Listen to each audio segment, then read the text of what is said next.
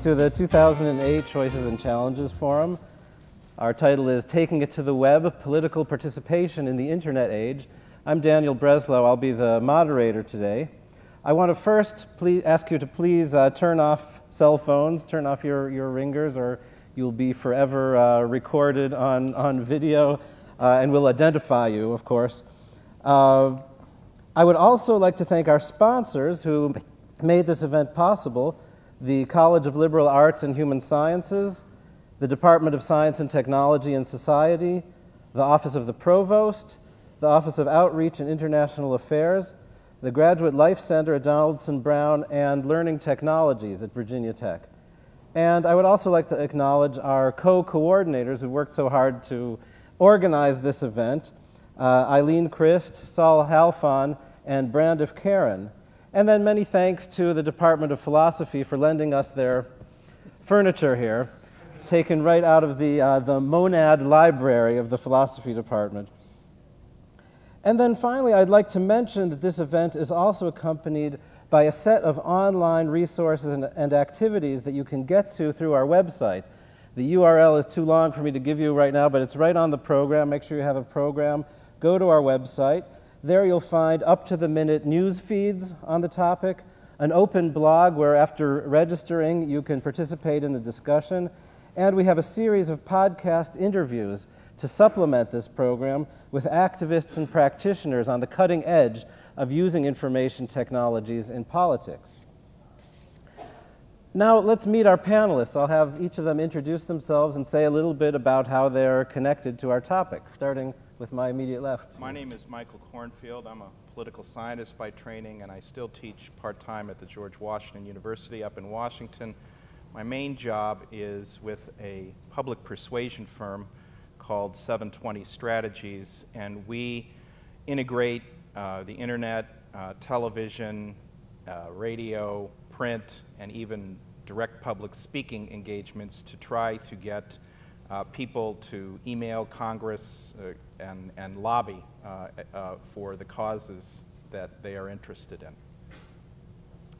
I'm Andrea Cavanaugh. I'm research faculty here at Virginia Tech in the Department of Computer Science in the Center for Human-Computer Interaction.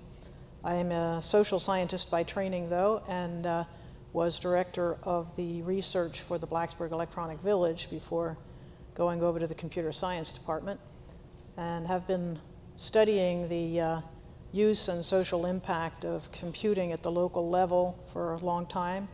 For those of you who know about the Blacksburg Electronic Village, you know we've been doing this for a long time here in Blacksburg, since early 90s. So we have some interesting studies from this longitudinal data about social and political participation in the community. I'm Doug Schuler from Seattle, Washington, and I was hearing about the Blacksburg Electronic Village. Reminds me of back in the day. I was one of the people that got the Seattle Community Network started, and there were lots of different models of what public computing might be at that time. Currently, I'm a faculty member of the Evergreen State College in Olympia, Washington, and it's a non-traditional liberal arts college. And I could talk for a long time about that, but I won't right now. I've been an activist with Computer Professionals for Social Responsibility, and more recently the Public Sphere Project for a long time also. From a sort of a research and activist point of view, I'm exploring this idea of civic intelligence, trying to name the concept that you would use to describe how capable societies are of sort of intelligently dealing with their problems. And it's arguably something that all societies have to greater or lesser degrees. I'll just mention quickly, it's a plug, I guess, but it's related, is for the last 8 years I've been involved in this project called Liberating Voices. And I guess I'm kind of excited because the book on the project is coming out tomorrow. And I'd like to be able to wave it in front of everybody. But it's intended to be, I would say, really a manifestation of this idea of civic intelligence. It has 136 patterns or ideas that citizens can use to get engaged in politics in a small and large way. Okay, thank you.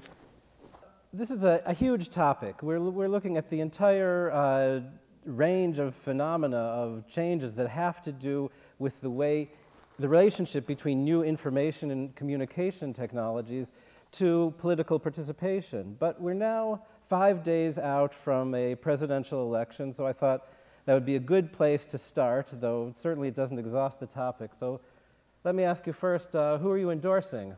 No. We'll skip that, be nonpartisan here. But first of all, it's a kind of a truism to say that this is the most web-intensive campaign ever. We're all aware of that. If you look back at the 2004 presidential campaign, where people marveled at Howard Dean's campaign and how net-savvy it seemed to be, it looks pretty primitive compared to what the major campaigns have done this time around. But we don't know a lot about what are the consequences. What does this mean? Are there permanent changes to our political system, to our political process? So I'd like to start with you, Michael Cornfield, and ask you, well, what do you think of all that's going on? What is sort of the most important change in the way that we elect a president connected to the use of these technologies? Well, I would say I noticed there was a session this morning, a fundraising session called Click and Pledge. And if you generalized out from just pledging money to pledging volunteer time, pledging to register to vote, and then to vote, the Click and Pledge rhythm is being integrated into our political lives and our civic intelligence. Let me give you a timely example. The lights are up, so I can barely see you, but show of hands, how many of you have already voted? Okay? 17 million Americans have already voted. That projects to somewhere between 10 to 15% of the expected electorate, which is also expected to set a record this year for the modern era. Keep this in mind for Tuesday night. The largest turnout rate for voting in a presidential election in the last 100 years was actually 100 years ago in 1908, when 66% turned out. Number two was 1960, Kennedy-Nixon, when 64% turned out. So if we get above 64% or 66%, we will have set a record for participation. Now, what is the role of the internet and of this Click and Pledge? Well, many of the people who are going and voting early are going and voting early because they have been scouted, cajoled, inspired through the internet.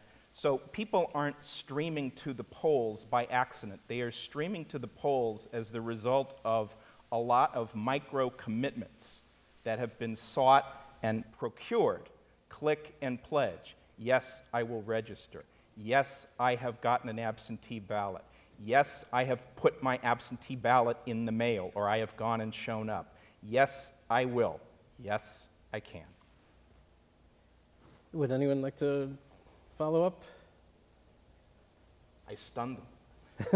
Well, I mean, I don't know if this is the right place to sort of interject it, but I think that historically this is a very sort of momentous time, and arguably, you know, if there wasn't sort of that historical background of you know, these two wars and financial meltdown and ecological possible disasters looming on many fronts, and also this sort of you know, an African American on the ballot. It's sort of, I think, intensified a lot of things, and so we may have a lot more participation anyway than if we had sort of two candidates that were really indistinguishable and nothing much was happening. I've been hoping you know, talking about these historical trends that Michael mentioned, we've been sort of going down, down, down, down, down, and so it means that fewer and fewer people are making the decisions about who's going to be president, which even then is just sort of the tip of the iceberg in terms of where we are going as a nation. And I like to see these trajectories kind of heading up, and I like to think that there's more happening than just we're being cajoled, you know, into prompted into, okay, I guess I'll spend this 10 minutes of time voting this year. So you wouldn't want to sort of go overboard in attributing too much to internet strategies, because there's so much more that's going on. But let me ask, how do you try to disentangle these things? And is web strategy something that can win or lose elections? Anyone? If you want to continue, Michael? Okay, I'll continue. I think the historic nature of this campaign has, all by itself, without cajoling or prompting, lifted interest. But there's a gap between interest and participation that generally has to get filled by human contact and conversation and encouragement. Look at the strategy of the Obama campaign. The Obama campaign has targeted 3 populations that are interested but notorious for not showing up. You guys are one of them.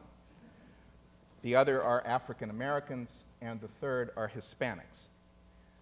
The Obama campaign strategy has been to enlarge the electorate by getting record numbers of participation from those 3 groups to overcome what is a regular occurrence in presidential elections, which is that Republicans tend to turn out. Older people tend to turn out. More wealthy people tend out. So what the internet, in combination with actual face-to-face knock on the door contact is being done this year to an unprecedented extent, is to try and win by bringing in people who otherwise would not show up even if they were interested or struck by the historic nature of the campaign. So that's what's going on. We don't have a lot of good statistics state by state on early voting yet, but 3 states that do have very good statistics are Georgia, North Carolina, and of all places, Florida. Florida has the worst voting process, but one of the best voting reporting systems, and they have for years. That's how everyone knew almost instantaneously that things were going to be incredibly tight in 2000. And what we see in Georgia and North Carolina and Florida are record numbers of African Americans and Hispanics and young people who are turning out to vote. So I don't know if that answered your question or not, but it amplified the point. Right, and actually I wouldn't want to say for a second that I don't think the internet has been really integral to really every aspect of this, of the political process. You know, when you see people with their kind of homegrown YouTube videos explaining why they're voting a certain way, that's, of course, that couldn't happen without the internet. It couldn't happen without some sort of social networking site like, you know, YouTube. It couldn't happen if video production weren't as inexpensive as it is. I mean, you can do it on your telephone, you know, and so all these things are happening, and I would guess that now is really the time where I guess you could say, prognosticate, that the internet is integral and always now will be to political campaigns, and you might not have been able to say it last time around. A question that we could maybe get to later would be what sort of style of internet? You know, there's sort of this peer-to-peer concept, Web 2.0 kind of politics where people are sort of really engaged, and then there's this kind of command and control. The general tells the lieutenants tell the, I don't know the chain of command, but what they're supposed to do. And so we have two sort of paradigms that may show up in different ways in terms of politics. Mm-hmm. Okay, so I just want to point out the importance of this online and offline interaction in the success of all of this, which you've really brought up. I just want to emphasize it, that I think it very much boils down to the people that you interact with, that you know in your daily life through local community groups or other activities, and having a local headquarters and so on to go to. But you've got some overall infrastructure and guidance at the national level, so you can find each other. But you take something like the Young Democrats at Virginia Tech or the Young Republicans at Virginia Tech, and this group that meets face-to-face on a regular basis at the same time as getting information and helping to organize and getting carpools to the rally of Obama in Roanoke, or whatever the Republicans are up to of a similar nature. That you meet face-to-face with people and you interact with them. And in fact, when I was thinking of going canvassing, it was only when someone else that I knew said to me, "What about going canvassing this weekend?" that I actually said, yes, I'll do that, even though I went several times to get information and so on and so on. It's very much tied to, when it gets down to the action and work on the ground, this combination of offline and online. Mm-hmm. So the online campaigning ends up being a very effective way of marshaling the troops, to use, another military metaphor, of mobilizing a group of committed workers. How about beyond that? And I'm wondering about the large question that we want to ask here is this use of the internet, of information technologies, is our democracy well served by it? Are we becoming more democratic? And I think you would have to ask, beyond, does it allow campaigns to be more effective? How does it allow more inclusiveness? Not just inclusiveness of voters, but it's supposed to allow more inclusiveness of political perspectives, allow more than just the two big parties to present ideas to the electorate, because you can bypass the traditional media. So let me ask, in terms of the large question of, does this serve our democracy? Does it allow us to expand the menu of political choices that's presented to the public? Ron Paul. That's my answer. Ron Paul ran for president in 1988, and no one paid attention to him. This year, hardly anyone, no one's going to vote for him. He's pulled out, and the Libertarian candidate, I'm sorry, he ran as a Libertarian in 1988, and now Bob Barr is running as a Libertarian. But Ron Paul had an impact on the discourse and on the outcome of the Republican primary without really attracting a lot of votes. What he did do was attract a lot of money and attract a lot of energy through the internet, in combination with what he did in several of the Republican debates where he was challenged by and challenged back Rudy Giuliani and John McCain. But he would not have had the impact, and it's definitely diversity outside the normal context of two-party politics without the internet. Let me give you one other example and broaden it out from beyond the election campaign. There's a man named T. Boone Pickens, who some of you know. T. Boone Pickens is running an advocacy campaign right now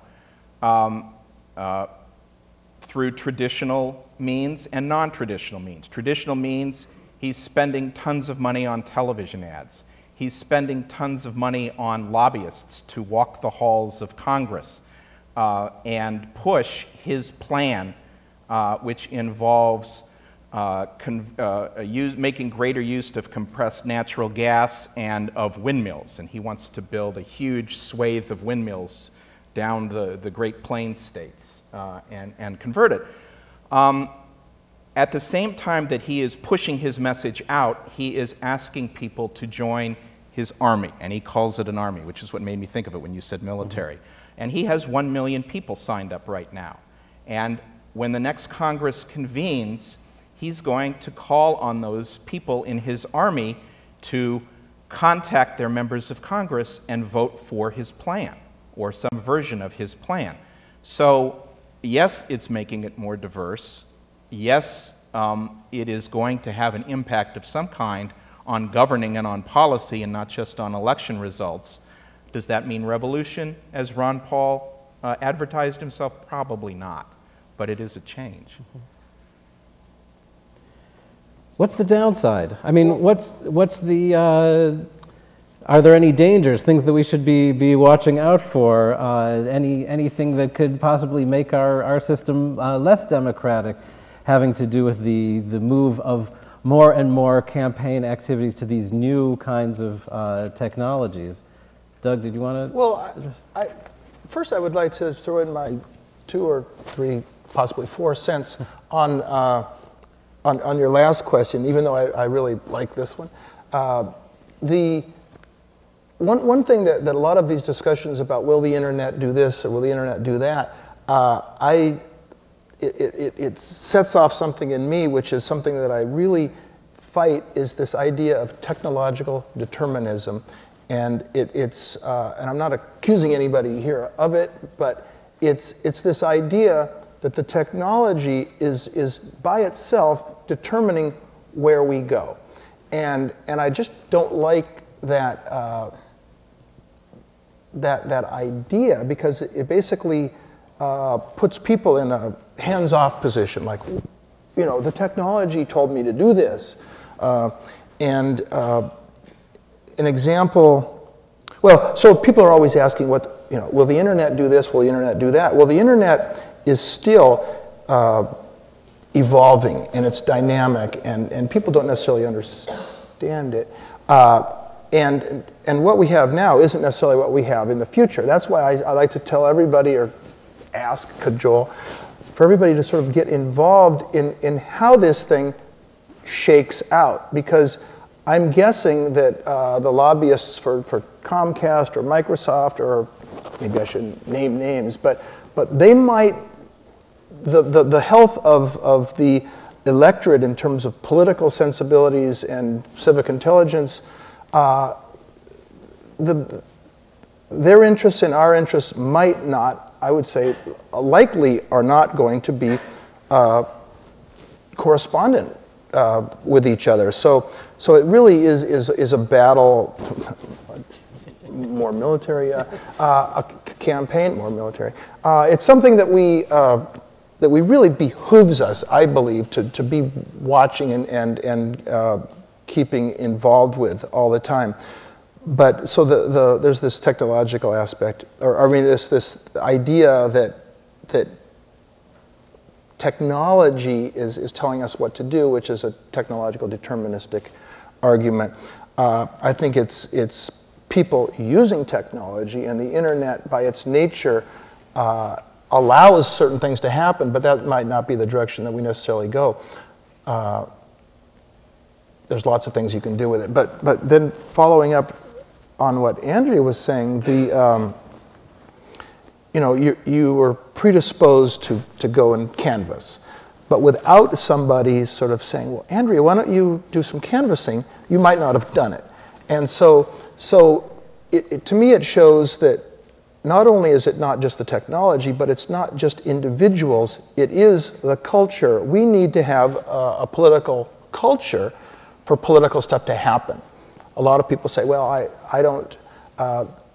I'm not interested in politics. Well, I bet you were interested in politics if all your colleagues were interested in politics, if this was something that happened. And I think that just in general in society, for maybe a multitude of reasons, it's been determined, oh, political stuff, it's all bad. Why don't you just stay away from it? Why don't you just not get involved with it? And that makes some people quite happy. They're happy when people are at home sitting on their hands, not voting, not writing the congressman, not doing all this stuff. And so people act, this is going back to this argument I had today, that Michael overheard a little of. But I'm not interested in politics. Well, you know, I like to think I find some of it not interesting myself. But I think if you stay away, other people are going to be making the decisions for you. Yes. When you're asking about the downside, one of the things that we're trying to look at, although I can't say we have answers because we've just started to pose this particular question formally, but in particularly looking at social software, blogs, and you know, Facebook and things like that, that are used more by young people. They're comfortable with the technology, but traditionally, I should say before this election, tended to be less involved in politics, unless you think of the 60s. But for, you know, the past 30 years or so, they have been less involved than older adults in political life. And older adults who are politically active, more active generally, are typically less comfortable with the technology. So one of the downsides to having more and more of the functionality and participation move to an online format is that we may be marginalizing some of the most engaged citizens. Okay, I think I want to go to some of your comments that you made, Doug, because it leads me to the next topic. That is, you know, moving away from politics in the narrow sense. I mean, sometimes we mistakenly think of politics as being, you know, how you participate in elections and the political process, really in the narrowest term. And I hope everyone here will vote, but I also hope that no one has the idea that your political life and participation begins and ends with deciding who you're going to vote for and making it to the polls. So I'd like to turn to the other ways that people do politics and ask how these are changing. Many of us are involved in politics outside of government, electoral politics, in movements for environment, women's movement, health-related issues. And it's now assumed that a web presence or some kind of web activity is essential to work in any of these areas. And maybe, Andrea, I could start with you by asking what the use of the internet in movement politics, politics in civil society, how people organize for causes, how has it been shaped, changed by the increased use of new information technologies? Well, I can say a few things. I think Doug is actually the expert in that category, but I have not studied specifically social movements and social mobilization. What I have been watching fairly closely is community groups and how community groups of any kind, advocacy or just, you know, church and the 4-H and the soccer team and so on,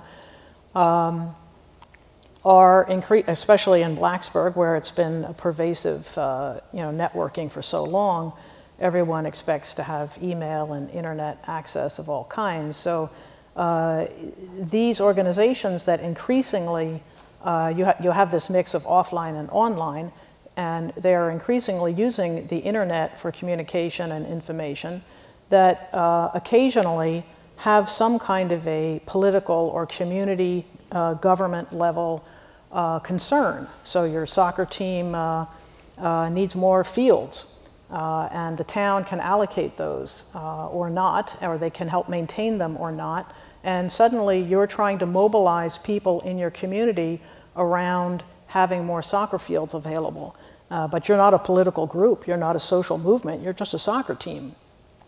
Or you could be in a biking club and you want more bicycle paths in the town. So there's these ad hoc, occasional times when many local community groups have a political agenda, and they can act quickly because they're able to communicate with their members, and often these organizations are part of a larger set of organizations, whether it's a whole soccer league or it's a, you know, the 4-H clubs in the whole valley or so on, that you can get the information out to people very quickly and guide them as to what your recommendation is as a group. And churches, a lot of churches have volunteerism, help the community kinds of programs. So they are able to mobilize their members to do volunteer work. And this is an area where we have seen significant impacts of the internet in Michael? their success in these endeavors. I have a non-traditional political example thanks to what I've read and learned from the Pew Internet and American Life Project, which I'll recommend that you bookmark at pewinternet.org. I used to work there, and they look not just at politics, but at the entire breadth of American society. And my example has to do with healthcare. Normally, when you say to someone like me who works one block off K Street, the politics of healthcare, it's how are we going to cover the uninsured? How are we going to contain costs? How are we going to navigate the battle of the titans, the pharmaceutical industry, the insurance companies, the hospitals, the doctors, the government, all of that. But quite apart from that, there is a politics of healthcare that means who is in charge of your health? Who is the authority figure? And one of the things that has been happening since the advent of the internet is that more people are, some reluctantly and by default, and some enthusiastically, are taking authority away from physicians and into their own lives by going online, doing research about health, joining discussion groups devoted to the management of chronic diseases and sudden diseases. It's really astonishing. When 20 years ago, if you felt bad and you would go to the doctor and receive a diagnosis and would be assigned a therapy, and that still happens today. But now, when people come home after a visit to the doctor, they go right online, and they go to a site like WebMD, or they'll go to a site like familydoctor.org, and they will learn about what it is that they have been diagnosed with, and then they will go back to their doctors with questions, and they will be aggressive in the hospital, and they will seek alternative medicines. And so if politics in the largest sense is who's in charge and how do we decide things, we are seeing a transformation in healthcare, slowly but surely, with the help, and I'm not being a technological determinist, it is people deciding, patients, caregivers. You know, the doctor does have a degree, but I know my own body, and the doctor may not have talked to me except for 15 minutes before going on to see the next patient. The doctor can't know everything. The doctor can't know everything, and I am in charge of my own body, and I can rely on friends, and I can meet strangers through the internet who have similar maladies to mine, and not just get, you know, constructive advice on what to do, and but receive emotional support and nourishment. You know, the old model of the doctor who was your best friend. There was a television show you would never have heard of, but became a symbol for this, named Marcus Welby, MD, and he was a kindly guy, and he made house calls, and he was there for you emotionally. And of course, that was television fiction. But my father was a physician, and my father used to make house calls, and doctors don't make house calls anymore. But we have this other thing now in our house that can somewhat compensate for that. Well, that actually leads to my next question. I'll give you a chance to follow up too, Doug. We can point out the potential of information technologies, and in some cases it's a potential that's realized in these examples that you brought up, for people to make contact with like-minded people, to share information, to find and share information, and to organize. But I think there's a concern that it could also, in some cases, have the opposite kind of be used in a way that has the opposite effect of further fragmenting people. I mean, after all, people on the internet, you're basically sitting at home in your pajamas doing political work, and if it becomes a substitute for face-to-face organizing in your own community rather than in these networks that tend to be more single-issue networks. Is that a real problem? And is there sort of this opposite possibility of a more fragmented polity? Well, you know, looking at that, historically, television came first. And that's just, I guess, because that's the sort of the technological components that had to come together to culminate in this beautiful medium we have called television. It came before the internet because of, I think, the technological development. What was being built upon. But I think television should get most of the credit for putting people in little boxes and denying them a voice and letting them be in their pajamas with no contact, because that's what kind of TV is, I think, kind of famous for. But not that the internet is the opposite, but it certainly has a lot of characteristics that television doesn't have. The broadcast television that I grew up on.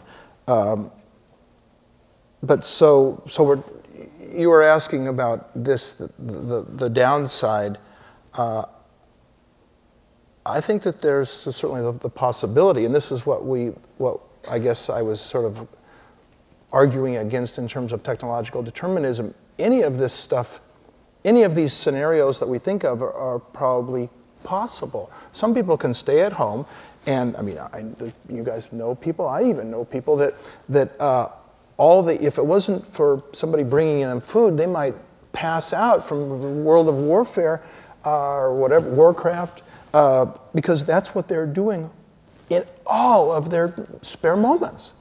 I mean, that's I don't think a good use of a human, but also if they die, you know, you think, oh, geez, why didn't somebody come and wake them up? But there is the possibility of sort of this people just staying at home, just doing their own addictive behavior, and it depends. The only way I think that sort of we can go against that is some things like what Andrea was talking about. Is the you have to have community groups. We're still communal type of people. We're still social animals. I don't think that we want to go to this future that was actually in this The Machine Stops, this article that E.M. Forster wrote in like 1903. And he was basically describing people living in what were like little cells, and we got all of our information from elsewhere. It was, I can't believe it was the most prescient thing I ever saw, but you know, when the machine stopped, people didn't know what to do. And there was no real human contact, and I don't think we're ready to move to a society where there isn't any. And so this is, you know, this is a stark choice we have, in my view, is what are we going to do? The other thing I think is really, you'll see, this is a topic I wanted to sort of hope would come up, is as most people are aware of, there seems to be this kind of more or less under the radar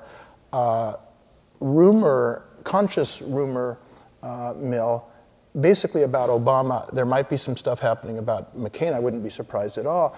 But people are saying his birth certificate is not genuine. He really isn't an American citizen and shouldn't be able to even run. The other is he's a Muslim, even though he attends a Christian church. He was when he was sworn into Congress, he swore on a Koran. There's just all this systematic rumor mongering. I've seen things. Obama will strip away all your First Amendment rights, and this is very common. He will take all the guns away. No, the First Amendment. He's said no freedom of speech, no freedom to assemble. That's one of the things he will get rid of. Ban it, I guess. I'm tired of the free press. But yeah, the Second Amendment too, in spite of everything he says, he will take your guns away. He's going to install a socialist state. If you get over a certain amount of money, he will take it away. And there's this is the sort of, I don't know how to describe it, but this is resonating with people on some level. And those are the people that I think that we need to be building these bridges to. I don't know exactly how to do it, but you can't have a dialogue when people are sort of that set. And I think it has to do with education. You know, some people get all the education, and some don't. You know, there are good schools and there are bad schools, and there are. It's a whole different ballgame, but it has to do with where we are as a nation and how equipped we are to actually deal with issues, because there are really big issues on the table. Well, this really leads into another issue that we have to deal with. As one big part of our political system is the media, and there's no question that the way that we get information, the way information is transmitted, has undergone some major changes, partly with the use of information technologies. So we have the eclipse of the small number of network media's relative eclipse, the growth of things like the blogosphere. You can certainly argue we have many more media sources. We have a media kind of participation where it's no longer one-directional transmission of information. Now, you've pointed out some possible negative consequences of that. Do you want to give up the changes that we've seen? Is there something that we really have benefited from in this change in the whole ecology of information? Michael, did you want to address that? Or? Doug put a lot on the table, and I just want to push back against some of it. First of all, game playing. There's nothing wrong with game playing. Game playing can be a social activity. In Korea, South Korea, massively multiple, what is it called? Online games is a social activity. Games can be educational, games can be relaxing and an escape. And one statistic that surprised me when I looked into this for a client is that it's actually women over 40 who play more games than young people. They don't play Grand Theft Auto, they don't play the complicated games, they play solitaire. They play word games. I don't see that as having a negative social effect. You mentioned fragmentation and the internet having people go into echo chambers where they only interact with and see information from people who agree with them and reinforce their prejudices and drive them to extremes, which is a thesis of a prominent constitutional lawyer named Cass Sunstein, and it's wrong. It's just flat out wrong. There is a danger of fragmentation and isolation and extremism, but here I agree with Doug. I think there the culprit is television and cable television and radio and non-two-way, non-way group medium. Does that mean that I don't think that people waste time on games on the internet? Yeah, they do. Do some people go to extremes in internet discourse? Yeah, they do. But I think by and large, those charges against the internet and internet users are overblown.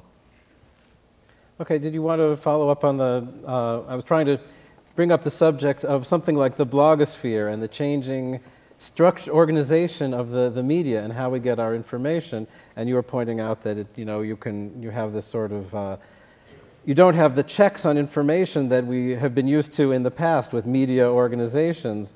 Well, yeah, what you have now is a flip in the editing process. It used to be, in the age of mass media, that information was brought into news organizations by reporters. It was edited by editors, checked, and then published. now we have a different dynamic. Now we publish first and edit second. And the way that the editing gets done is that people who read blogs and watch videos react to them. And they go, oh, that's not true. Or, oh, that's an exaggeration. Or, no, there's another side to it.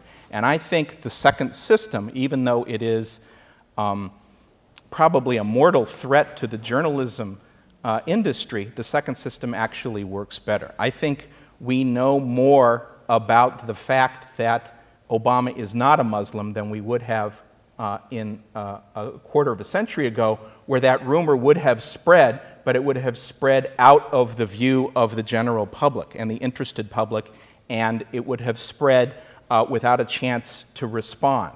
Are there people who have been misled? Yes, of course there are, but I think there are far fewer than there would have been when the first serious African-American candidate for president came up because of this sort of social process of editing and disputation that is symbolized by the blogosphere.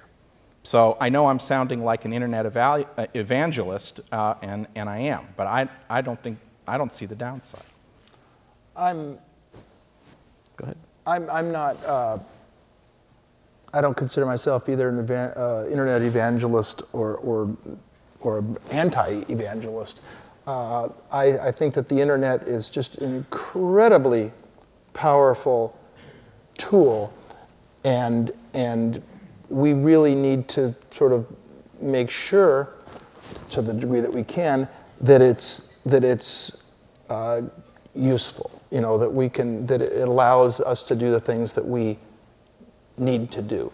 I'm not against games either, but I guess something in me does. I'm not saying you're doing it, Michael, but I play a lot of games. Okay, well, proud of people. Yeah, it's what you want on your epitaph. No. He played a lot of games.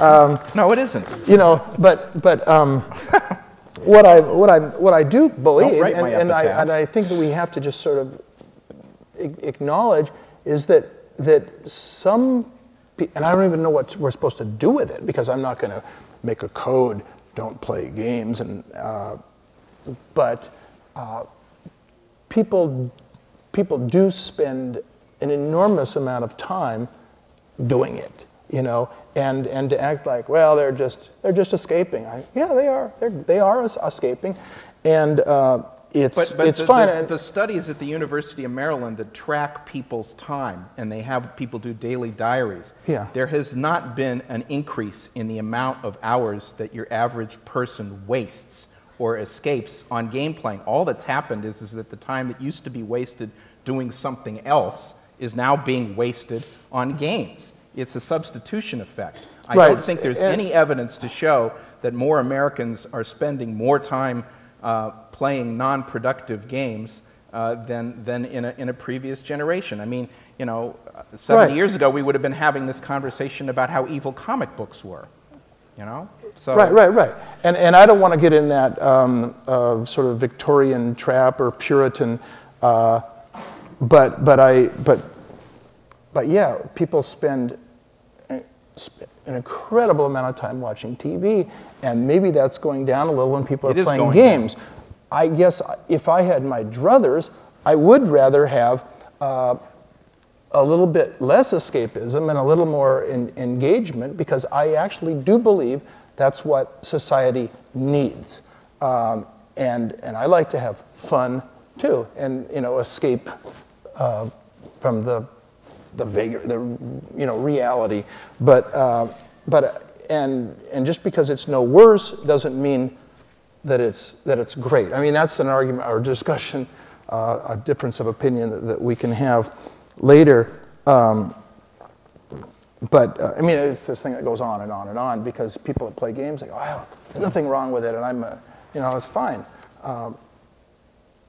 One thing, I think this is a good segue, and I think it's where you want to go, Daniel, to some degree, is I ran into this, I guess we all believe that the internet has changed a lot of the way we do politics.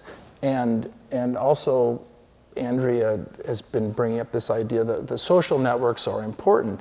And if all the internet does, or all it's been used for, is to sort of cajole people into doing something, into voting or making a call, then that's a certain sort of political engagement. But the type of political engagement I'm mostly interested in is what happens at the grassroots, what citizens come up with, their concerns, and how it informs the politics in a broader scale. And just, so I was thinking, after the election, what is going to happen with these huge networks that have been developing over the last few years? And just in the Newsweek, this is a kind of an interesting internet phenomenon, is this is from the November 3rd Newsweek. Well, I get my dates kind of wrong often, but we're not in October. I mean, we're not in November 3rd. But this is from the November 3rd Newsweek. It hasn't even been printed. But Obama has 3.1 million contributors, 5 million volunteers, 2.2 million people, Facebook friends, 800,000 MySpace friends, I guess. And so, and then this doesn't even talk about, Move On, Michael, you were saying yesterday, 4.2 million people are Move On subscribers. These are human beings that have gone and sort of expressed, they've gone to the next step and said, yes, I'm interested in this amount of, some degree of politics. Those are networks. Robert Putnam said, a network is like a template for action.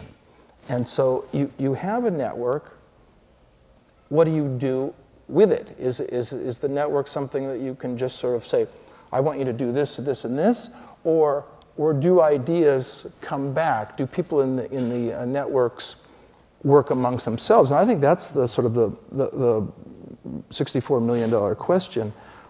What's going to happen?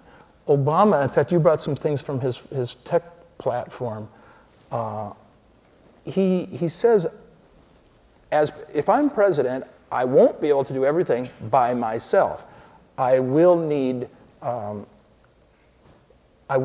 your help. And so this is where this idea of a democracy comes into play, is what do we do with these networks? All dressed up? Is there a place to go? Yeah, what do you think? Are these going to be permanent, mobilized networks of people? What are the prospects of them surviving and turning from a way of electing a president to a way of advising and guiding and communicating with the government? Or implementing policies. Well, would you like to? No, I'm just... Well, the last president who attempted to mobilize individual citizens to get legislation on his agenda passed was Ronald Reagan. When Ronald Reagan came into office in 1981, he wanted to pass some tax cuts. And he faced a Democratic House. I can't remember whether the Senate actually flipped to the Republicans or not, but it was tough going. And he relied on the telephone and direct mail to mobilize his supporters, people who had supported him in 1980 to get elected, and said, you need to contact a few dozen members of Congress who are on the fence so that we can get these tax cuts passed. And that's what happened. So the $64 million question, the $700 billion question, is will Obama or McCain reach back to the people who they had these internet and other types of ties to and mobilize them to try to enact what has to be the most staggering agenda that any incoming president has faced. I would say it's even bigger than the one FDR faced in 1933. 2 wars, a distressed economy, even though the fundamentals of the economy are sound. Perhaps. No. I'll come back to that. Climate change, healthcare. It's an enormous agenda for whoever wins, and I think there's no alternative. But even if the incoming president has, as it looks like, large majorities in the same party, I don't think anything gets solved without the input of the people who've been active on the campaign trail. You made reference to Obama's technology policy, and I wanted to direct your attention to this. On his website, Obama has issue statements, and the one under the word technology is over 5,000 words long. It's one of the longest issue statements he has on his website. And what Obama has promised to do if he is elected with respect to technology is as follows. He will appoint a chief technology officer, a new position in American government, rumored to be Eric Schmidt, the CEO of Google, if he wins. He will put more government data online and available to the public. He will have a 5-day period for public online comment on any non-emergency legislation that comes to him for signature. He will expand broadband services to the population. He will have pilot programs to, quote, involve the vast and distributed expertise of the American citizenry in government decision-making. And he will have live, archived, and two-way feeds of agency and department rulemaking proceedings. A very ambitious, technologically oriented agenda. And you were saying earlier, before we got going, that one of the things the new president is going to have to do is do something to show the American people, the whole world, that the new president is capable of doing something without having to wait for Congress to pass it. And a few of these things can be implemented by executive order. And he can go to the American people on January 21st and say, as of today, every single agency and department rulemaking proceeding probably will exempt Homeland Security and Defense Department, but everyone will now be online and available for you to watch. But then he has to go to motivate them and get people involved. So that is the trillion-dollar question. Well, Andrea, can I bring you back in on this issue? Because this is a whole, it's not something that is a brand new topic that the Obama campaign invented. We have this huge literature, body of research on the topic of e-government, the idea that by using information technologies, the internet, for the interface between governments and their citizens, that you'll be able to do more than simply, put up a town website so that people don't have to make the trip to town hall to pick up the forms they need, but that it will actually make government more transparent, more responsive. What do we know about the efforts that already exist? I mean, it's something the UN is promoting, it's something the Bush administration is promoting. What's the record like? There are a number of efforts underway to have much more public deliberation online, to have much more discussion among citizens online.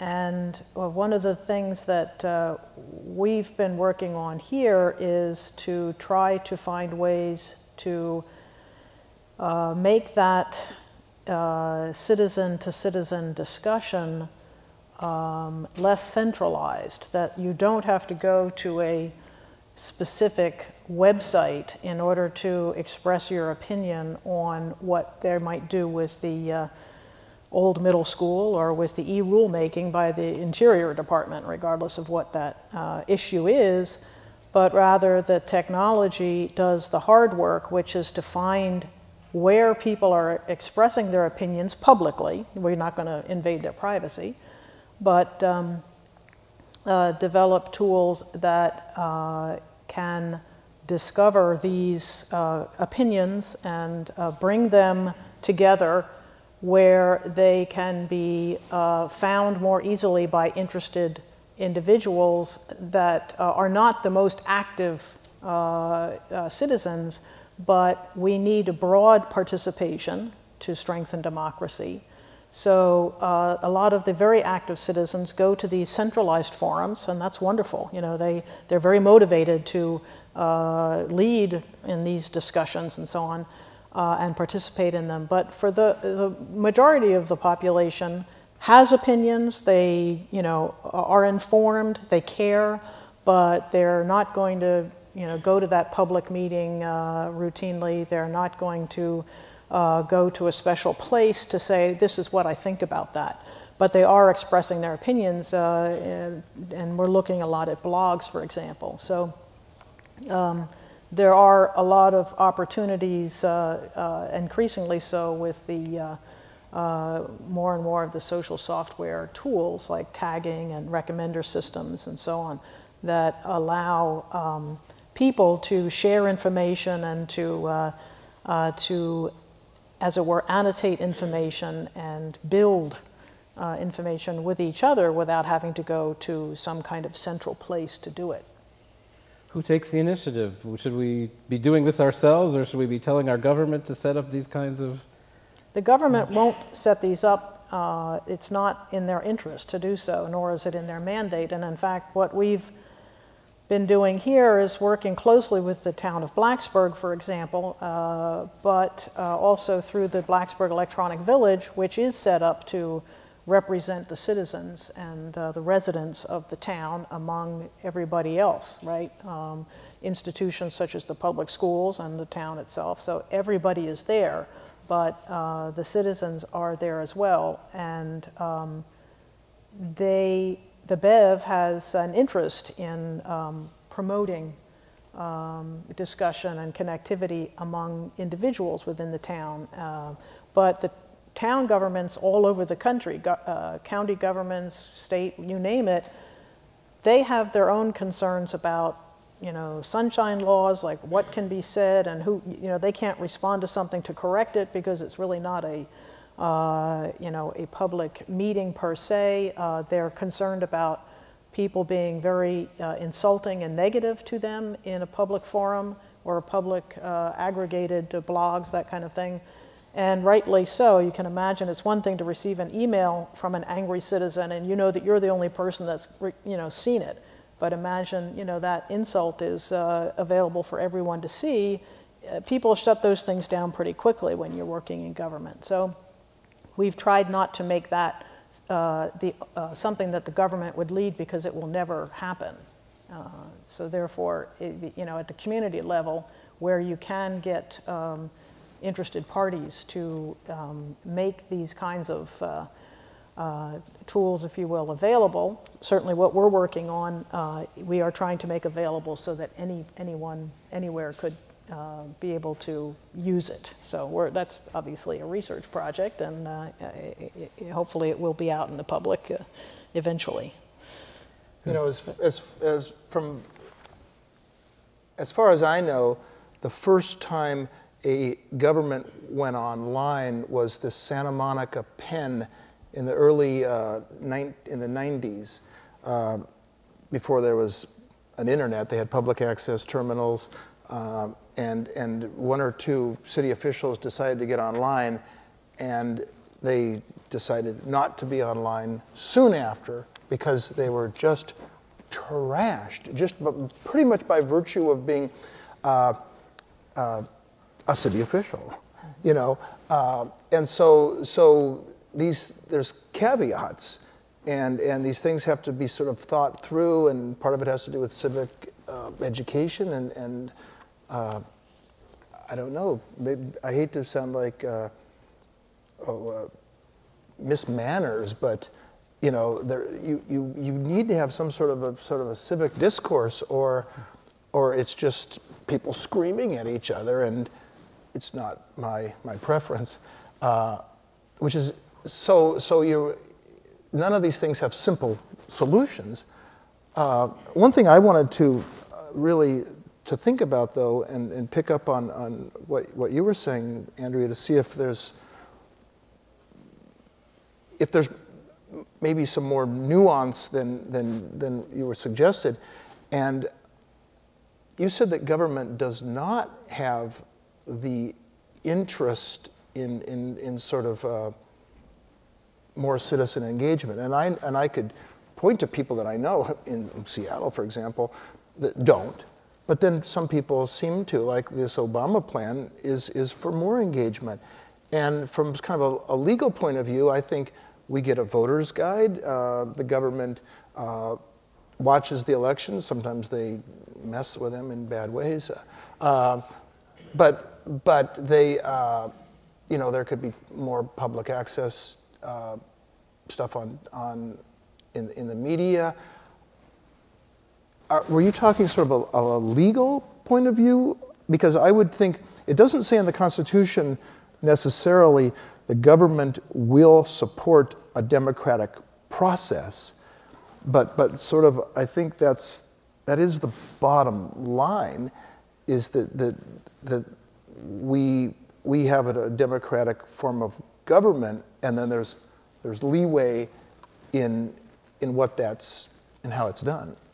Right. They have an aversion to hosting public forums on their own servers that they are legally responsible for right. The reasons of liability, sunshine laws, and not being insulted. Right. They have no requirement to provide online forums. There's nothing that requires them to do that. So where is the motivation for them to take on, which are essentially negative activities? They do want more engagement. You're absolutely right about that. Well, some do and some don't. Well, some do and some don't. But I mean, certainly the town of Blacksburg, for example, I don't think is unusual at all in saying, you know, we know what the activists are thinking. They come to the public meetings, they talk to us, they write to us, we hear from them. We want to hear from a broader population as well. We also want to know what else people are thinking and what other people, we want diverse voices, and they are very interested in the kind of work that I was just talking about, because it allows them to hear, as it were, what people are saying by consulting these other aggregations of blogs that are not just a typical blog aggregator, but actually reveals the conversations that people are having and don't even know that other people are discussing the same topic. So it brings them together.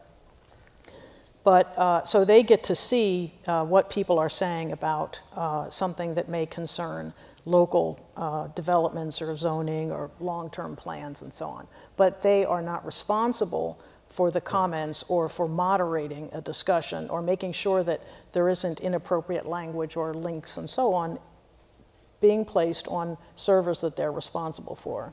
Well, that suggests this arm's length kind of concept. I mean, the public library is, their charge is to have, you know, books representing all this, you know, all different points of view, and they can have public forums, and they're not supposed to be directed by government what to say, what books are on the shelf, et cetera. So maybe that's a role for like a public library or for a new sort of institution, because we can move in that direction. We're not prohibited from it, right. But there's sort of institutional and personal reasons and legal other reasons why it's not going to be a trivial thing to do. But also, so maybe public libraries, but public educational institutions. Public blog space. Yeah. I mean, that's already there.